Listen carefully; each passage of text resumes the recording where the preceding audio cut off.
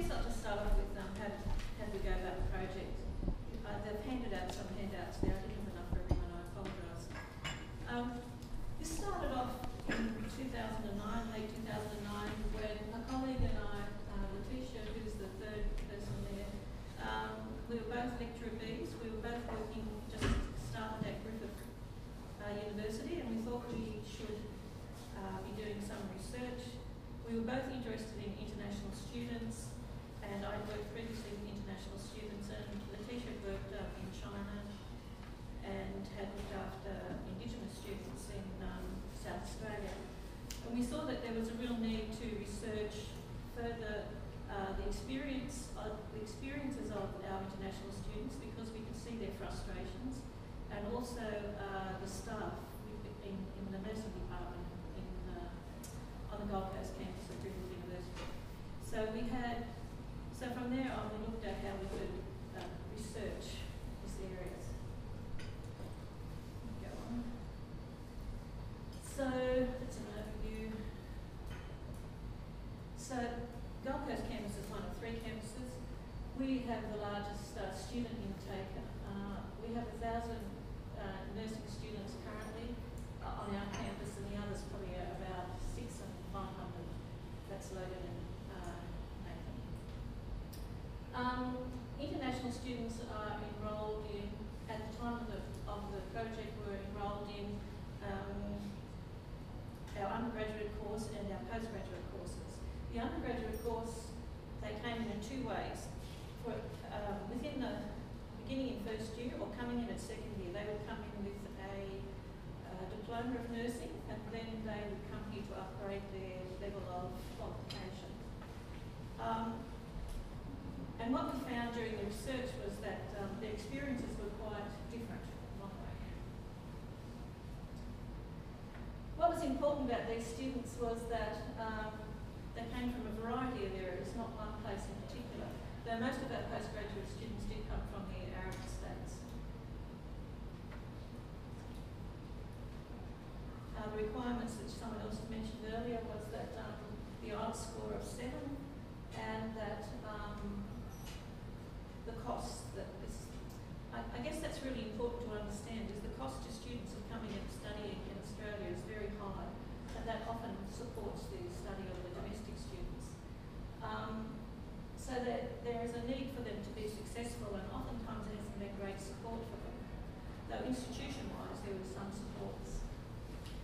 So this is what was available in 2010, English Help, the Learning Services, and the School of Nursing had developed a book for people when they went on clinical practicum, because the international students had great difficulty sometimes on clinical practicum.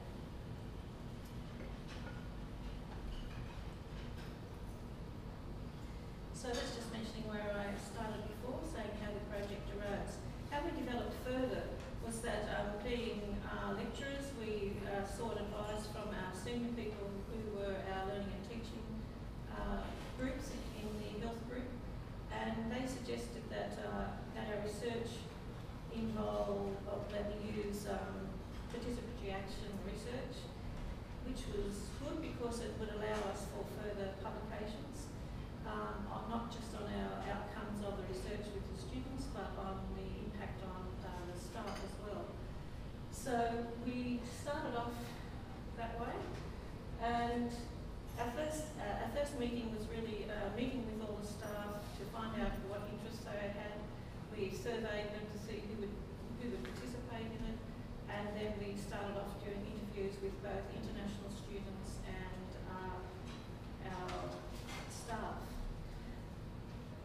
What was good about that was it actually, using participatory action research was good because it actually brought people in and got them listening to one another at different levels. We had novice teachers and we had experienced teachers, and they learned very well from one another because everyone had done things differently. When we fed back information about what the students were saying, it was quite revealing for the staff to understand what frustrations the students did have. So our first look at the data before we went collecting further showed us that there were they had a number of issues. both staff and students, there were similarities. So we looked at the international students coming over and being prepared to study in a university. Those who started off in first year undergraduates, they felt well supported all the way through their study because they were the same as the other students starting in first year. The postgraduate students felt very frustrated because we expected them to have they did have a degree, but their learning experience was different and their expectations were different. And I think for me that was significant because I worked elsewhere with international students and in postgraduate field, and their frustration was great and their knowledge about what Australian university education was limited, and they had different expectations of lecturers and they had different expectations of marking. And their marking, I guess for me, the only way I could understand previously the marking was that they depended very much on the American system. And my way of understanding it was that in our system we gave marks for work, whereas the American system seemed to take marks off for not good work. And I think that's the difficulty that the students had when they came into our system, because we would say credit's really good, and they would say, well, my professor will kill me if I don't have a high distinction. So marking and expectations were, I think, the most significant aspects that were brought up. Of course, language is as well, and that came in with the bottom one, which was time. Both groups of staff and the students said their greatest frustration was the amount of time that they had to spend in this area. So from that, we identified three action areas. One was teaching and learning strategies. The other one was looking at student equity, and the third was recognition of teaching workload.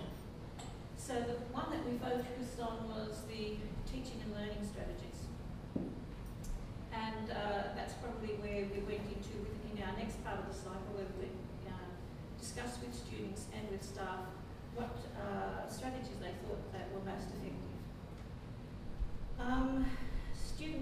Student equity was significant, and I think that refers mainly to the postgraduate students in that they came to our university expecting to be taught in the same way that they had previously been taught, and we were expecting them to behave like our students with the similar experiences. And so that's an area that we needed to address. So the students came up with the idea of greeters and enablers to hang out in the library for a couple of weeks when they first arrived, so that they had someone they could converse with in their same language. They also said it would give the students who were the greeter some status within the university, so they felt part of the university. And the academics thought it would be a good idea to extend the course to 3 semesters instead of a year course for the master's programs, because that would allow them to have 3 courses in their first semester, and so that they could do more learning services courses.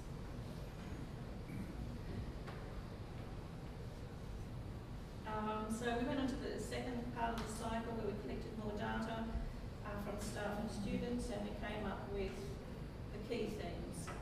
For staff, we saw that language was an issue, that the students were unclear of the educational expectations, and that international students proportionally required more time in interaction, face-to-face interaction than others.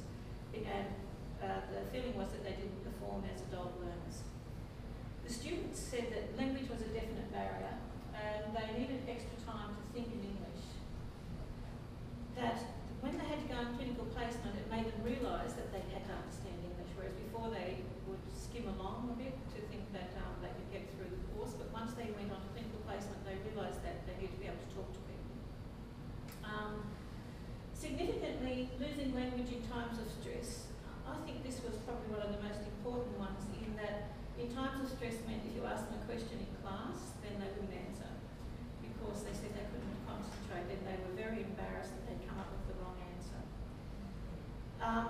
And it was very, very important when they went on clinical placement, because if you have someone who loses the ability to communicate in a stressful time in healthcare, then they are a danger and then they will fail. And international students, like domestic students, do fail placement.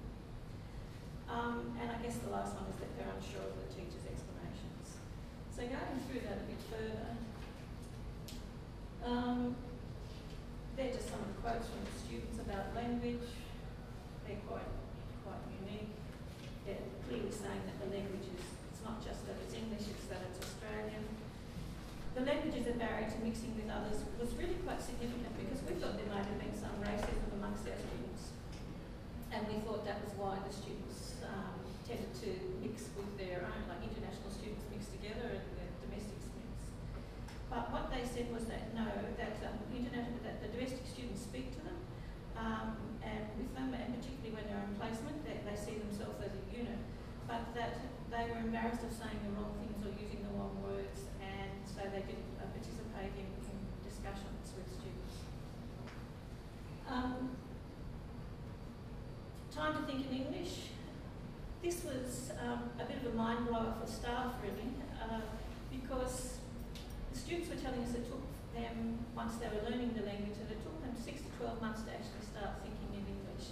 And this is significant if you're reading, and it's significant if you're writing. And that did come out in the questions, and that they were saying it takes them eight times longer to read a small paper that you might give them in a tute or to prepare for in a tute, and to write an essay it will take them 8 times longer than a domestic student. And that's sort of significant if you're thinking about how much time these students are going to have to study. Losing language in times of stress, we've done that. The staff identified that as translation time equals danger time. I thought that was a nice quote. So work integrated learning as clinical placement use was, I said that before, that people said that it was significant. It was only then when they realised that they really needed to get learning their language. So, onto that, it's unsure of teachers' expectations. This was unsure of teachers' expectations. So, it was a new, our system was for the students a new educational system. The postgraduate students, I guess I'll speak more about those because the undergraduate students were more fortunate. They did not know what was expected of them. Their systems were different. They didn't know how to interact with their educators. Instead, because they didn't want to worry the professors, as they called us, they would go and talk to our SAOs and ask them about how they write their essays. The SAOs would instruct them to go and see the educators, but they were too scared because they didn't want to bother the busy professors. So I think that's a difference in approach. I guess you would find that Rowan different too. So I guess it's coming to a new system and not understanding the new system as well as expectations of you as a student. And I think that's probably where English Help comes in greatest, was with the master's students too, would come in greatest with. So on the third cycle, I'm sorry about the colours I used there. In the third cycle, we actually went back to our teachers, our teaching staff, and they said, we need more information. We need you to go and talk to all our professional staff and to some more students to make sure that you get an equal number of undergraduate and postgraduate students. So we did. And from there we identified some learning strategies which we